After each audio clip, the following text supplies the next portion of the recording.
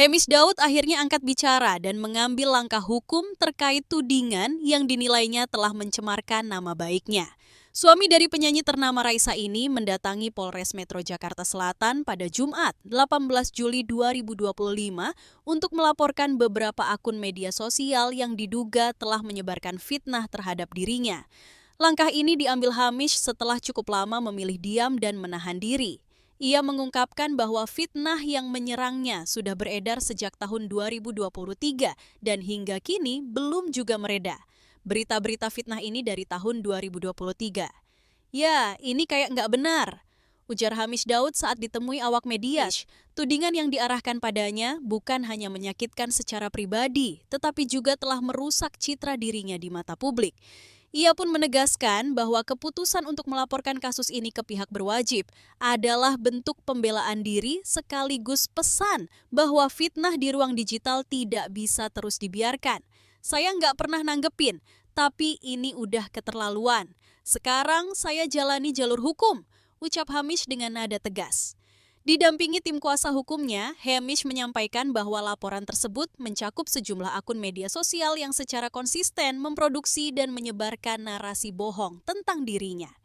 Ia juga berharap laporan ini menjadi pembelajaran bagi siapapun agar lebih bijak dalam menggunakan media sosial. Menariknya, meski tengah menghadapi situasi yang tidak mudah, Hamish tetap tampil tenang.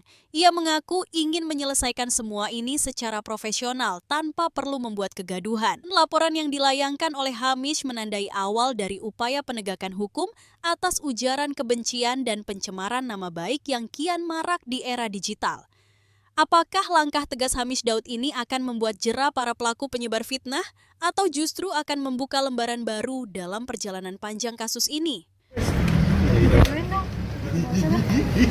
Udah. Oke. Ya, boleh. Oke. Oke, ya. Agenda hari ini kami secara resmi sudah membuat laporan terkait dengan Undang-Undang ITE yang selama ini pernah kita sampaikan.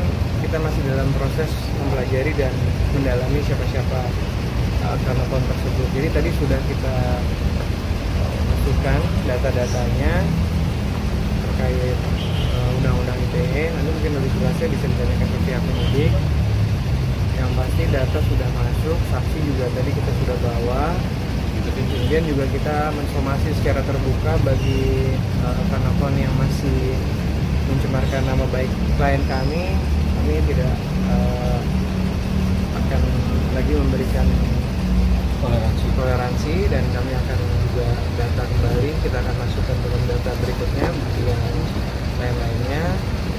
Juga hari ini kita juga membawa beberapa saksi yang memang selama ini mengetahui berita-berita yang tidak benar itu bisa diklarifikasi dari rekan-rekannya Mas Hamish sendiri. Jadi ada 3-4 orang yang sudah tadi kita masukkan dalam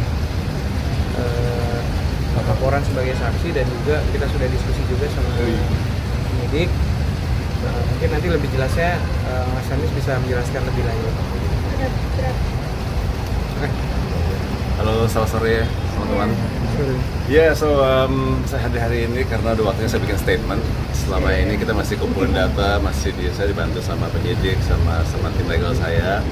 Dan hari ini saya juga bawa tim dari perusahaan kita yang dulu untuk ngebantu jelasin banyak fitnah. Jadi ya itu juga ada dampak negatifnya ke nama baik saya, nama keluarga saya, sama kerjaan yang lain. Jadi hari ini waktunya untuk pasang beberapa LP untuk memberikan contoh, jangan jatuhin orang demi konten gitu kan. Jadi kayak hari ini juga waktunya dibantu sama tim dan mudah-mudahan kita bisa lurusin nama aku dan ya itu aja sih. Ada berapa akun mungkin yang dilaporkan dan kerugian yang dialami? Ya, ada kurang lebih sekitar 4-5 ya. Ya, itu juga saya juga baru tahu, saya nggak kepikiran untuk harus pasang LP ke siapapun karena saya pikir berita-berita fitnah ini dari 2023 kayak ya nggak benar apa yang aku ladenin gitu kan. Cuma lama-lama itu simpang siur, jadi waktunya hari ini saya juga bikin statement. Impact-nya apa? Ya, impact-nya juga ke nama baikku, nama baik keluargaku, kerjaan, dan ini juga bisnis saya juga. Jadi waktunya juga saya lurusin namaku untuk bisa kerja ke depannya. Contoh dari yang ada di ITE itu apa? Misalnya mereka memfitnah apa atau Ada juga ada statement yang saya ada berita keluar, saya pakai uang perusahaan untuk dan nggak bayar gaji karyawan. Terus ada juga tentang pelecehan. Ada mereka semua di sini. Nanti bisa lurusin bisa statement juga. Dan dari 2023 juga ada tentang open BO, itu semua ya untuk pindah perhatian ke aku. Sebenarnya ada masalah lain yang lagi terjadi. kesulitan dari kasus ini adalah pertama dilaporkan di Polda, tapi masih mengumpulkan bukti, masih mengumpulkan saksi yang belum dilaporkan. Belum Kita dilaporkan. masih konsul. berarti ini dilaporkan hari ini memang karena sudah cukup bukti. Ya udah resmi. Iya, dan udah waktunya karena ini udah dampak negatifnya udah mulai simpang siur. Jadi yang pertama kali saya bikin statement, jadi ya udah dikumpulin tim dari perusahaan yang dulu, jadi kayak udah waktu yang urusin namaku.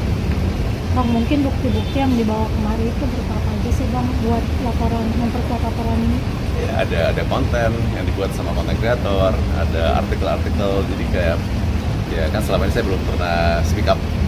Jadi hari ini saya mau speak up dan lurusin aja namaku. Ada pekerjaan yang gagal mungkin gara-gara ini.